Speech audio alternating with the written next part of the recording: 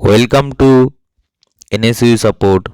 Discuss করব UG third year Bengali honours DS paper DSBG 11 Bangla শিশু কিশোর সাহিত্য। প্রথম প্রশ্ন, শিশু শিক্ষা গ্রন্থটি কার লেখা? সঠিক উত্তর মদনমোহন তর্কালঙ্কার। দ্বিতীয় প্রশ্ন, কর্নেল নীলাদ্রি সরকারকে বড়দের উপন্যাসের পাশাপাশি ছোটদের জন্য লেখা গল্পতে দেখতে পাওয়া যায়। কে এই চরিত্র সৃষ্টি করেন? সঠিক উত্তর সৈয়দ মুস্তাফা সিরাজ। তৃতীয় প্রশ্ন, বিশ্বভারতী কর্তৃক প্রকাশিত সহজ পাঠের প্রথম দুটি ভাগের চিত্রাঙ্কন করেন কে? সঠিক উত্তর নন্দলাল বসু। 4 নম্বর প্রশ্ন, বনমালী নস্কর লেনের মেজোবা বাড়িতে বাংলা সাহিত্যের কোন দাদা চরিত্রকে দেখতে পাওয়া যায়? সঠিক উত্তর ঘনাদা।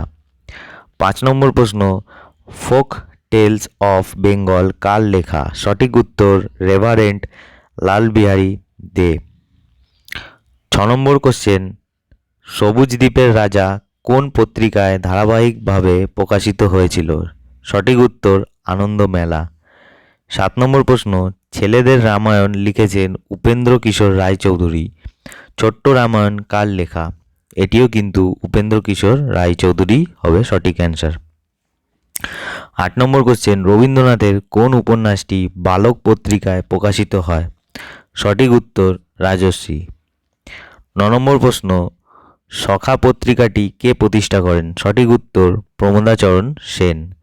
10 নম্বর এবং শেষ প্রশ্ন, অপ্রকাশ গুপ্ত কার ছদ্মনাম? সঠিক উত্তর উপেন্দ্র কিশোর রায়চৌধুরী।